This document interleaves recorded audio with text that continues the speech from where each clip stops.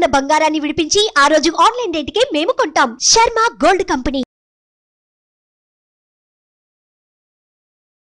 నమస్తే, welcome to Suman TV. నేను మీ యామ్ని. ప్రస్తుతం మనతో ఉన్నారు ప్రముఖ ఆధ్యాత్మికవేత్త, ప్రముఖ జ్యోతిష వాస్తు పండితులు డాక్టర్ గుండపుడి శివసుధీర్ శర్మ గారు ఉన్నారు.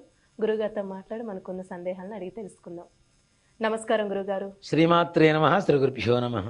గురుగారు, ఇప్పుడు మన ఇంట్లో అంటే దరిద్ర దేవత ఉందనే సంకేతాలు ఏమైనా ఉన్నాయండి? అంటే అలాంటి ఏమైనా కనిపిస్తూ ఉంటాయా? ముఖ్యంగా మానసికమైనటువంటి అశాంతి, చికాకుగా ఉంటుంది, నిద్ర పట్టకపోవటం దీంట్లో మొట్టమొదటి అంశం. అలాగే తెల్లవారుజామున మనం 4 గంటలకు లేవాల్సిన వాళ్ళం 2 గంటలకి 1 గంటకి లేచి ఉలిక్కి పడి కూర్చోవడం, ఇది ముఖ్యమైనటువంటి సూచన. అయితే నిద్ర దరిద్రానికి హేతువే. అసలు నిద్ర లేకపోవడం కూడా దరిద్రానికి హేతువే.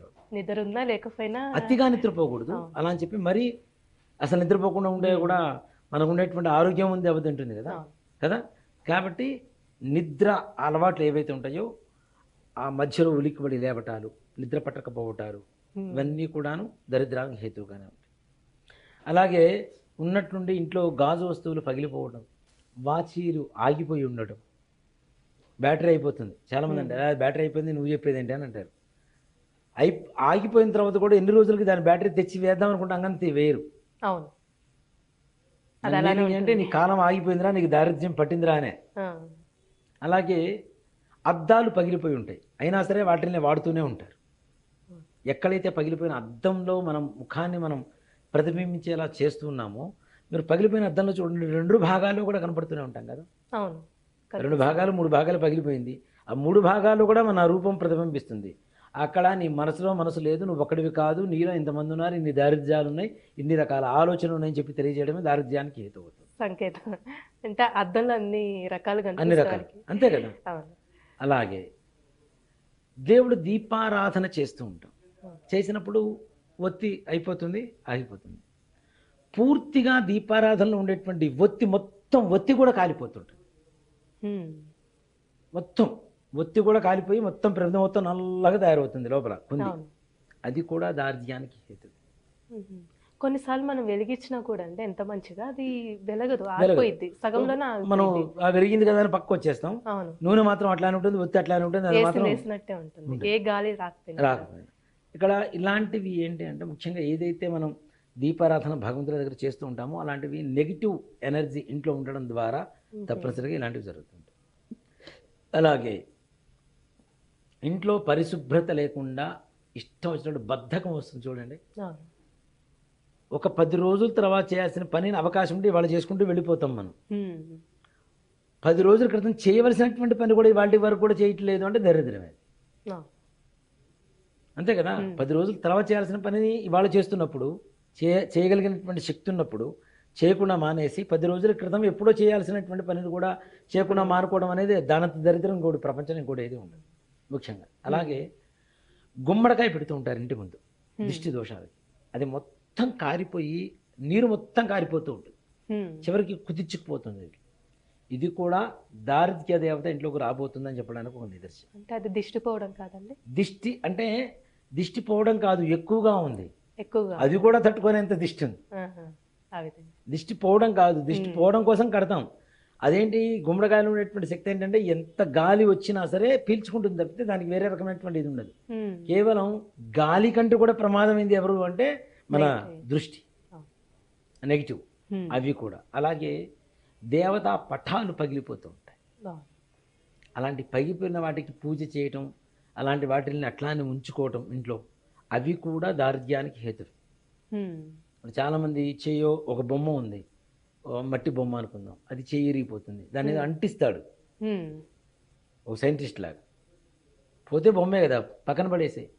దారిద్ర్యం ఇంట్లోకి వస్తుంది కదా, నెగిటివ్ కదా. మన మైండ్ని ఎంతసేపటికి నెగిటివ్గా మారుస్తుంటాయి ఇవన్నీ కూడా. గురుగారు, అంటే కొన్ని విగ్రహాలు చెయ్యి విరిగిన అలా ఉన్నా కూడా ఇంట్లో పెట్టుకోవచ్చు అని అంటున్నారు కొంతమంది.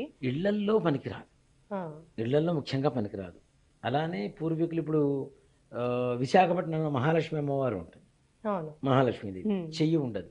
కానీ అక్కడ మహాలక్ష్మమ్మ తల్లి అంటే గ్రామదేవత. ఓ మాట చెప్పాలి అంటే మహాలక్ష్మి అని చెప్పి మనం మార్చుకొని మాట్లాడుతున్నాం, కానీ ఆంధ్రప్రదేశ్లో మహాలక్ష్మ అంటే గ్రామదేవత. ఇప్పుడు మనం కట్టమైసమ్మ, పోచమ్మ ఎట్లా పిలుస్తున్నామో అక్కడ బ్రాహ్మణులకి ఎక్కువగా పూజ చేసేటువంటి గ్రామదేవత మహాలక్ష్మ అనేటువంటి అమ్మవారు. కాబట్టి అలాంటి చోట వేరే రకమైనటువంటి పరిస్థితులు ఏమీ లేవు. అక్కడ కింద ఉండేటువంటి యంత్రం ఏదైతే ఉంటుందో ఆ యంత్ర ప్రభావం ఎక్కువగా చూపిస్తుంది కాబట్టి అదే చేస్తుంది. అలాగే ఇంట్లో పగిలిపోయినటువంటి ఫోటోలు, విగ్రహాలు, అలాగే విరిగిపోయినటువంటి బొమ్మలు, ఇవన్నీ కూడా నెగిటివ్ థాట్స్ని ఎక్కువగా ప్రతిబింబిస్తూ ఉంటాయి. అంతే కదా. ఇవన్నీ కూడాను దారిద్ర్యానికి హేతువులుగా చెప్పబడుతూ ఉంటాం. ముఖ్యంగా ఇంట్లో చీటికి మాటికి ఎవరో కూడా ఏడవటం, కారణం ఏముండదు. చిన్నపిల్లలు కూడా నిష్కారణంగా ఏడుస్తూనే ఉంటారు. 6-7 ఏళ్ల వాడికి ఏంటో కొంతవరకన్నా తెలుసు ఏడవలసిన పని ఉందా లేదా అని. ఏమి ఉండదు, వాడు ఏడుస్తూనే ఉంటాడు. రీజన్ ఏమి ఉండదు. అలాగే చాలామంది కూడాను ఆడవాళ్ళని ఇంట్లో ఎక్కువ ఏడిపిస్తుంటారు కదా, అది కూడా దారిద్ర్యానికి హేతు. అంతకుముందు కూడా మనం చెప్పుకున్నాం, స్త్రీ శాపం అనేటువంటి ఒక విషయంలో చెప్పుకున్నాం. సో ఆడవాళ్ళని ఏడ్చేలా చేయటం అది కూడా దారిద్ర్యానికి హేతువే.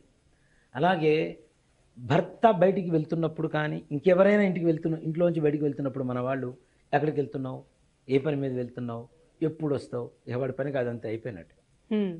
అడగద్దు. వాడు ఇంట్లో చెప్పిపోతే ఓకే, చెప్పే అలవాటు లేదు, వదిలేసేయండి, వెళ్ళొచ్చిన తర్వాత చెప్తాడు. కనీసం ఎక్కడికి పోతున్నావు, ఏం చేస్తున్నావు, ఎందుకోసం పోతున్నావు అంటే వాడి మైండ్ మొత్తం మారిపోతుంటుంది, మైండ్ సెట్ మారిపోతుంది.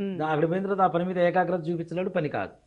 కాబట్టి ఇలాంటివన్నీ కూడాను దారిద్ర్యానికి హేతువుగా ఉంటాయి. అలాగే బూజు దులుపకుండా ఇంట్లో ఉంచుతాను చూడండి, అది కూడా దారిద్ర్యానికి హేతు.